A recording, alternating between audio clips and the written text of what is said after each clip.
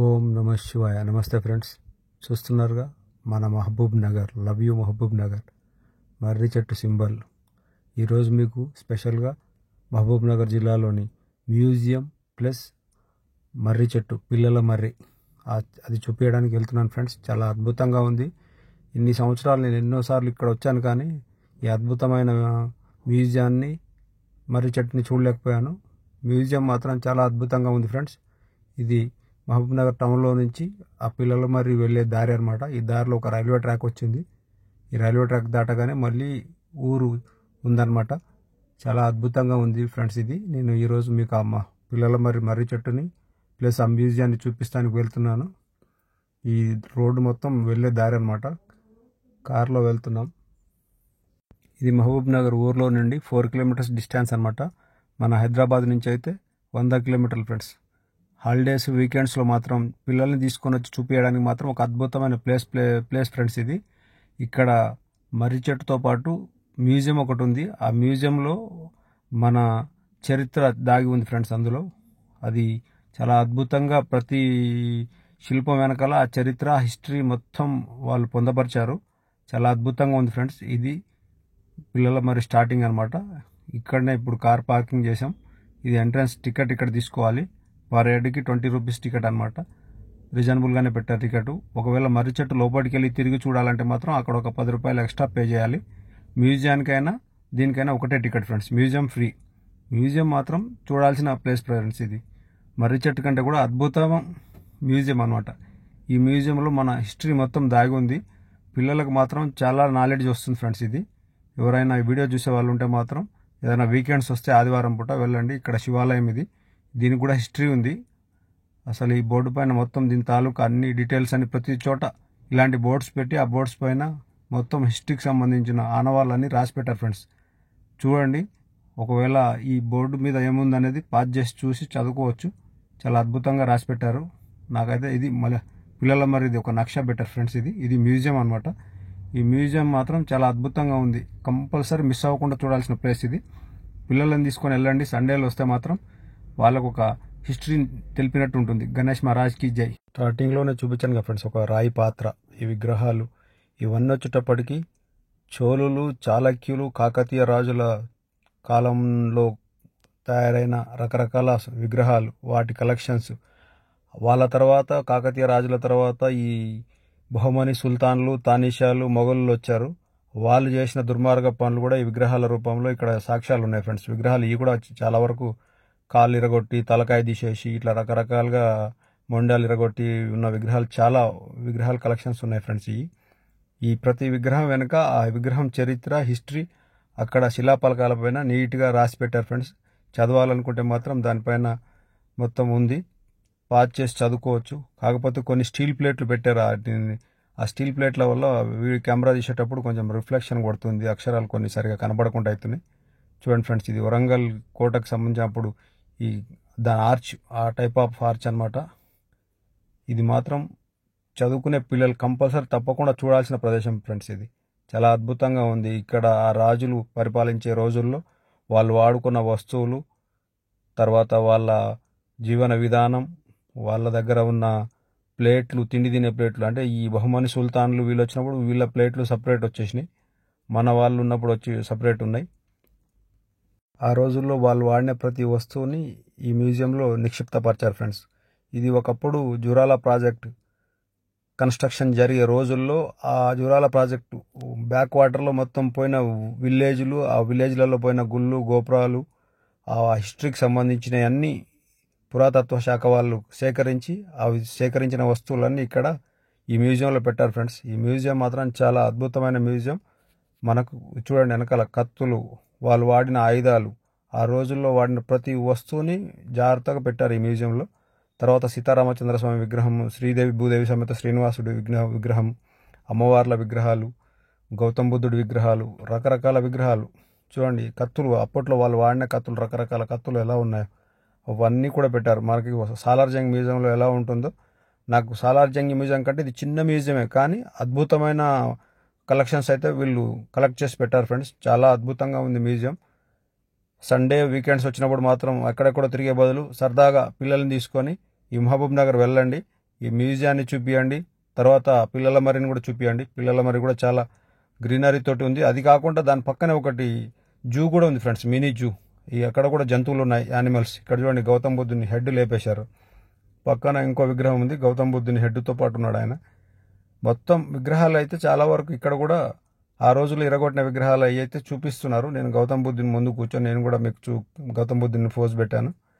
చాలా అద్భుతమైన విగ్రహాలు, అద్భుతమైన కలెక్షన్స్ అయితే పెట్టారు ఫ్రెండ్స్. ఇక్కడ చూడండి, శివాయ, ఓం నమ శివాయ, శివలింగం పెట్టారు ఇక్కడ. శివలింగం పక్కనే నందీశ్వరుడు ఉన్నాడు, అమ్మవారి విగ్రహాలు, తర్వాత ఆ రోజుల్లో కష్టపడ్డ దేశం కోసం పోరాటం చేసిన యోధుల విగ్రహాలు, తర్వాత వాళ్ళు వాడిన ప్లేట్లు, కత్తులు, కటార్లు, రకరకాల వస్తువులు. ఈ కలెక్షన్స్ అన్నీ 6వ శతాబ్దం నుంచి 16వ శతాబ్దం వరకు కలెక్ట్ చేసిన వస్తువులు అంట ఫ్రెండ్స్. ఈ వచ్చేటప్పటికి కొన్ని ఏరియాలో మహబూబ్నగర్ జిల్లాలోనే పూడూరు, కుల్లత్తగుడి, కల్వకోలు, వడ్డేమాను అనే ప్రాంతాల నుంచి కలెక్ట్ చేశారంట ఫ్రెండ్స్. మీకు ఇప్పుడు చూపిస్తున్న నాణ్యాలు ఉన్నాయి చూసారుగా ఫ్రెండ్స్. ఆ నాణ్యాలు వచ్చేటప్పటికి చోళుల కాలం నుంచి కాకతీయులు, తర్వాత బహుమని సుల్తాన్లు, చాళక్యులు, ఈ తర్వాత మొఘలులు, తానిషాలు, ఈ రాజులు పరిపాలించిన టైంలో ఒక్కొక్కరి టైంలో ఒక్కొక్క నాణ్యాన్ని ముద్రించి ఆ నాణ్యాలనే వాళ్ళు పరిగణనలోకి తీసుకొని అప్పుడు వాళ్ళు రాజ్యం చేసేటప్పుడు అయ్యే నడిపించారంట ఫ్రెండ్స్. ఇది మాత్రం అసలు ఎంత అద్భుతంగా ఉందంటే అంత అద్భుతంగా ఉంది ఫ్రెండ్స్. ఆ నాణ్యాలకు సంబంధించిన అన్ని నక్షల ఫోటోలు తీసి పెట్టారు ఇక్కడ. మళ్ళీ ఆ నాణ్యాలు ఏ రాజుల కాలంలో ఈ నడిచినాయి అనేది కూడా పెట్టారన్నమాట. గణేష్ మహారాజు, తర్వాత ఇక్కడ శివాలయంది టెంపుల్ ఇందాక మీకు అక్కడ చూపించాను కదా, ఆ టెంపుల్ నక్ష అనమాట. అసలు విగ్రహాలు మాత్రం అద్భుతంగా ఉన్నాయి ఫ్రెండ్స్. 6వ శతాబ్దం నుంచి 16వ శతాబ్దం వరకు మహిషాసుర మర్దిని అమ్మవారి విగ్రహం ఇది. ప్రతిదీ ఒక హిస్టరీ. ఇక్కడ చూడండి, కరెంటు పోల్ అంటున్నాయి, స్తంభం ఉంటుంది కదా, ఆ స్తంభాన్ని చెక్కిన విధానం, దాని మీద ఉన్న శిల్పాలు, ఇవన్నీ డిజైనింగ్, అద్భుతమైన డిజైనింగ్తో చేశారు. ఇది వచ్చేటప్పటికి పద్మం అంట ఫ్రెండ్స్. ఇది ఆ రాయి మనకు పెద్ద పెద్ద గుళ్ళల్లో స్తంభాలకి ఉంటుందన్నమాట. దాని తాలూకా కూడా ఇక్కడ రాశారు, లోటస్ పద్మం అని చెప్పేసి. ప్రతిదీ ఒక గొప్ప హిస్టరీని చూపిస్తున్నాయి. ఇదంతా ఈ నక్ష మరి నాకేంటో తెలియలేదు. ప్రతిదీ విగ్రహాల రూపంలో, గుళ్ళ రూపంలో, వాటికి సంబంధించిన హిస్టరీ రూపంలో వాళ్ళైతే ప్రతి ఫోటో వెనకాల దాని తాలూకా హిస్టరీ అయితే రాసి పెట్టారు ఫ్రెండ్స్. కంపల్సరీ మీరు చదువుకునే పిల్లల్ని మాత్రం పిక్నిక్కి సండే రోజు వెళ్ళండి.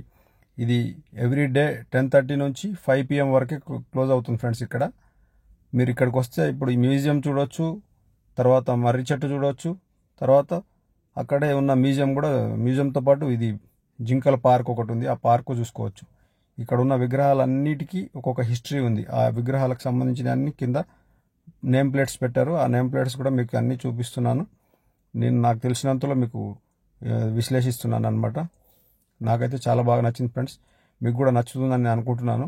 తప్పకుండా వెళ్ళి విజిట్ చేసి ఈ మ్యూజియాన్ని అయితే మిస్ అవ్వద్దు, అసలు 100% మిస్ అవ్వద్దు. చూడండి, ఈ విగ్రహాన్ని పైన మెడ వరకు ఇరగొట్టేశారు.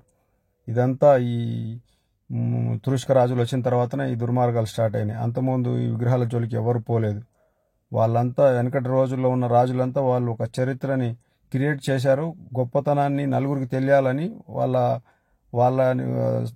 తెలిసినంతలో వాళ్ళు ఈ శిలల రూపంలో నిర్మాణ శైలి చేసి రకరకాలుగా వాటిని తయారు చేసి వాటి హిస్టరీ మొత్తం రాసి పెట్టారు. కానీ వీళ్ళు వచ్చిన తర్వాత ఈ హిస్టరీని, ఈ చరిత్రని తుడిపేయాలని మ్యాక్సిమం ట్రై చేశారు. చూడండి ఫ్రెండ్స్ ఎలా ఉందో నందీశ్వరుడు. మీకు ఆల్రెడీ మొన్న రామప్పలో ప్లస్ 1000 స్తంభాల గుళ్ళో కూడా చూపించా. దానికి నగల రూపంలో ఎంత అద్భుతంగా డిజైన్ చేశారో చూడండి. మొత్తం నంది పైన ఎంత బ్యూటిఫుల్గా చెక్కారు ఆ శిల్పాన్ని.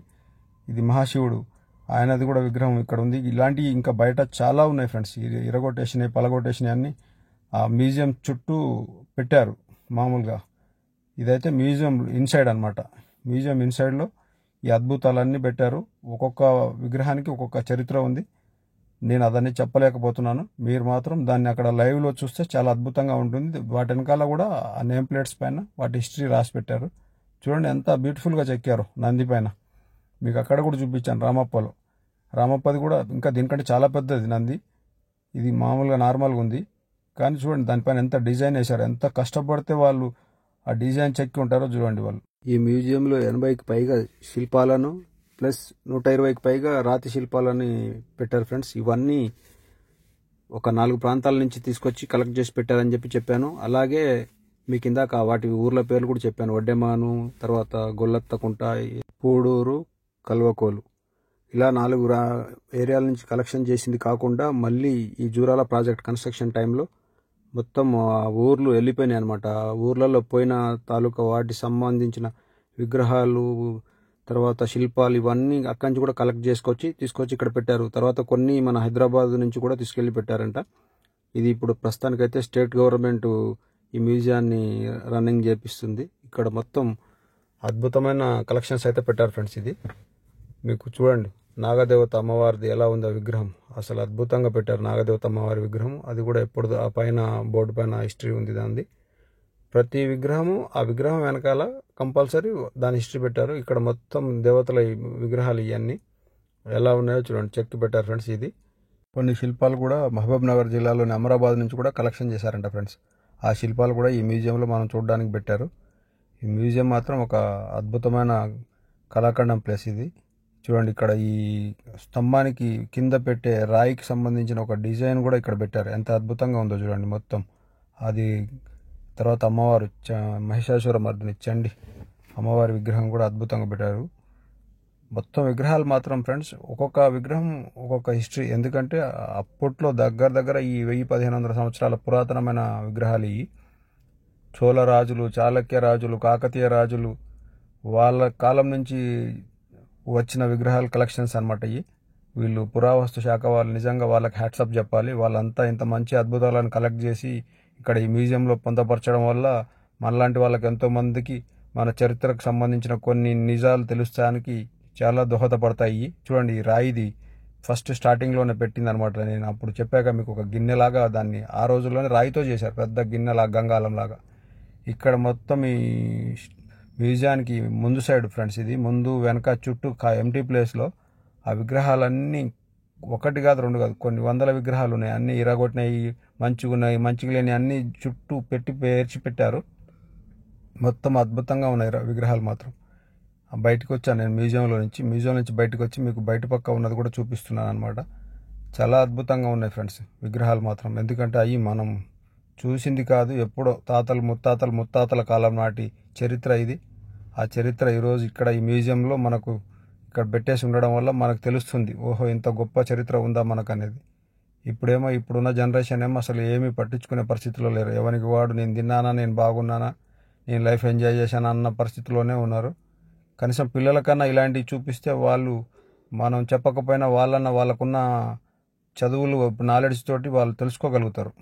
ఈ పిల్లల మరి కూడా ఒక అద్భుతమైన చెట్టు, ఆ చెట్టు దగ్గర 700 సంవత్సరాల పురాతనమైందంట. ఆ చెట్టుకు సంబంధించిన పరిశ్రమ ప్రాంతాల్లోకి ఎంటర్ అవుతున్నాను ఫ్రెండ్స్. ఇప్పుడు ఇది మొత్తం చెట్టే. ఆ మొదలు ఎక్కడుందో ఎవరికి తెలియదు. దాదాపు ఇది 2.5 ఎకరాల నుంచి 3.5 ఎకరాలలో ఉందంట. ఆ మొదలు ఎక్కడుంది అనేది ఎవరికి అంతుబట్టని పజిల్ అనమాట ఇది. కానీ ఇప్పుడు మాత్రం అసలు ఎంత బ్యూటిఫుల్గా ఉంది చూడండి. వర్షాలు పడుతున్నాయి కాబట్టి మొత్తం ఫుల్ గ్రీనరీ అయిపోయింది. చుట్టూ గడ్డి లాన్లు మొలిచాయి. ఒక్కొక్క మొదలు చూడండి ఎంత పెద్దగా ఉన్నాయో. ఆ ఎక్కడెక్కడ ఏర్లు వచ్చినాయో ఆ మొదల్లో ఆ భూమిలోకి వెళ్ళిపోయి మళ్ళీ అక్కడ ఒక మాన్లాగా తయారైపోయింది అనమాట. ఇదే ఫ్రెండ్స్ పిల్లల మర్రి. ఇప్పటిదాకా మీకు మ్యూజియం చూపించాను. ఇది 700 సంవత్సరాల పురాతనమైన మర్రి చెట్టు ఫ్రెండ్స్. ఇది మన భారతదేశంలో ఉన్న అతి పురాతనమైన పెద్ద మర్రి చెట్లలో ఇది 3వదో 4వదో అంట ఫ్రెండ్స్. ఇది ఫస్ట్ అయితే కాదు, ఇది 3వదో 4వదో. ఇది దీనికంటే ఇంకా పెద్ద మర్రి చెట్లు ఉన్నాయి. ఇదైతే ప్రజెంట్ మన మహబూబ్ నగర్ జిల్లాలో ఉందన్నమాట. చాలా అద్భుతంగా ఉంది. ఇప్పుడు ఈ మహబూబ్ నగర్ జిల్లాకు కూడా ఒక ప్రత్యేకమైన గుర్తింపు తెచ్చింది ఈ పిల్లల మర్రి ప్లస్ ఆ మ్యూజియం ఫ్రెండ్స్. ఆ తర్వాత మహబూబ్ నగర్లో మీకు చెప్పుకోవడానికి చాలా అద్భుతమైన దేవాలయాలు కూడా ఉన్నాయి. మంచి కన్స్ట్రక్షన్స్ చేసినవి ఉన్నాయి. కానీ అవి ఇప్పుడు ఎక్కడ ఉన్నాయి ఏంటి అనేది మనకు తెలియదు. ఇప్పుడు ఇది మనకు కనబడుతుంది కాబట్టి దీని గురించి మనం మాట్లాడుకోగలుగుతున్నాం. ఈ మ్యూజియం గురించి కానీ ఈ పిల్లల మర్రి చెట్టు గురించి కానీ చాలా అద్భుతంగా ఉంది ఫ్రెండ్స్. చూడండి, ఒక్కొక్క చెట్టుకి అక్కడక్కడ కొమ్మలకి సపోర్టింగ్ పెట్టారు వీళ్ళు. ఎందుకంటే అది చెట్టు వాలిపోతుంది. ఎందుకంటే వెయిట్ ఎక్కువ అయినప్పుడు ఏమవుతుంది, ఆ కొమ్మలు వాలిపోతుంటాయి అన్నమాట. దాని గురించి అని వాళ్ళు మంచిగా సెట్ చేసి పెట్టారు. ఒక్కొక్క కొమ్మకు సపోర్టింగ్ ఇచ్చి.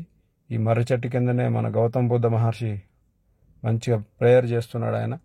ఇక్కడ బుద్ధ భగవానికి సంబంధించిన కూడా హిస్టరీకి సంబంధించి కొంచెం హిస్టరీ పెట్టారు ఫ్రెండ్స్. ఇక్కడ ఆయన బోధి వృక్షం కింద తపస్సు చేసి జ్ఞానోదయం అయిన తర్వాత ఆయన అక్కడి నుంచి దేశాటనకు వెళ్ళాడు కదా, దానికి సంబంధించిన చరిత్రలో ఇది ఒక పెద్ద చెట్టు అనమాట. ఈ గుర్తింపు ఉన్న చెట్టు ఇది. బుద్ధ భగవానుడికి ఇష్టమైన బోధి వృక్షం అంటాం కదా మనం, ఆ బోధి వృక్షం అనమాట. ఇక్కడ ఆయనది కూడా విగ్రహం పెట్టారు. చాలా ప్రశాంతంగా కూర్చొని ఉన్నాడు ఆయన. చాలా బాగుంది ఇది. చుట్టూ గ్రీనరీ. ఆ రోజుల్లో మరి ఈ చెట్టు, ఇంత పెద్ద చెట్టు అయినా కూడా కాపాడుకుంటూ వచ్చారంటే నిజంగా హ్యాట్స్ ఆఫ్ చెప్పాలి వీళ్ళకు. చూడండి కొమ్మలు ఎంతెంత పెద్ద కొమ్మలు మొత్తం ఇట్లా వెళ్ళిపోయినాయి. ఈ చెట్టులో పిట్టలు, రకరకాల పిట్టలు ఉన్నాయి ఫ్రెండ్స్. అవి మంచి అరుపులు అరుస్తున్నాయి, కికి కికి కుకు కక అని. చాలా డిఫరెంట్ సౌండ్లు చేస్తున్నాయి. చాలా బ్యూటిఫుల్గా ఉంది. నాకైతే బాగా నచ్చింది ఫ్రెండ్స్. మీకు కూడా నచ్చుతుందని అనుకుంటున్నాను. నచ్చితే మాత్రం ఒక్క లైక్ చేసి సబ్స్క్రైబ్ చేసుకోండి ఫ్రెండ్స్. తప్పకుండా సపోర్ట్ చేసిన వాళ్ళు అవుతారు. నేను కూడా దీని గురించే తిరుగుతూ ఉన్నాను. మీకు తెలిసిన ఏమన్నా ఉంటే ఇలాంటి పురాతనమైనవి చెప్పండి, సలహాలు ఇవ్వండి, సూచనలు చేయండి. కంపల్సరీ నేను చూపిస్తానికి ప్రయత్నం చేస్తాను. పిల్లల మర్రి చూడండి ఫ్రెండ్స్, మర్రి చెట్టు ఎట్లుందో. మొత్తం 3.5 ఎకరాలలో ఒకటే చెట్టు. దీని మొదలు ఎక్కడుందో తెలియదు. మొత్తం ఇక్కడెక్కడ మొక్కలు వెళ్ళినాయి, అక్కడక్కడ ఏర్లు నాటుకపోయి చెట్లు అయిపోయినాయి. టోటల్గా ఇది 3.5 ఎకరాలలో ఉందంట. ఇప్పుడు ప్రజెంట్ దీన్ని ఒక పార్క్ లాగా చేసి పెట్టారు. చూడండి ఎంత అద్భుతంగా ఉందో. మొత్తం పిల్లల మర్రి.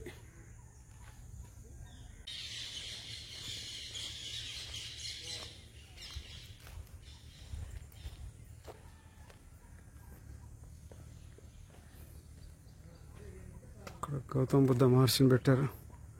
మొత్తం ఆయనకు ఇష్టమైన చెట్టు కదా ఇది, మర్రి చెట్టు. ఈ మర్రి చెట్టు కిందనే కదా బోధి వృక్షం అంటారు కదా, ఆ బోధి వృక్షం కిందనే జ్ఞానోదయం అయిపోయింది అన్నట్టు.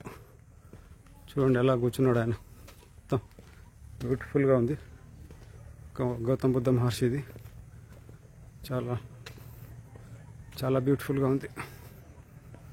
మస్తు ఉందన్నమాట చెట్టు. చూడండి మొత్తం ఇది 3.5 ఎకరాల చెట్టు. మొత్తం ఎట్లెట్లా ఏర్లు భూమిలోకి బాకినాయో అట్లట్లా మొత్తం చెట్టు ఇది స్టార్ట్ అయిపోయింది. వృక్షంలాగా మానైపోయింది. ఆ వెనకాల గౌతమ బుద్ధ మహర్షి. చూడండి ఎలా ఉందో చెట్టు. మొత్తం ఫుల్గా తయారైపోయింది. Thank you friends, thank you for watching. Subscribe చేసుకోండి ఫ్రెండ్స్, లైక్ చేయండి, తప్పులుంటే కామెంట్ చేయండి. మీకు తెలిసిన ఇంకా ఏదైనా గొప్ప గొప్ప కట్టడాలు కానీ ఇలాంటి హిస్టారికల్ ప్లేసెస్ ఉంటే చూపించడానికి ప్రయత్నం చేస్తాను. Thank you.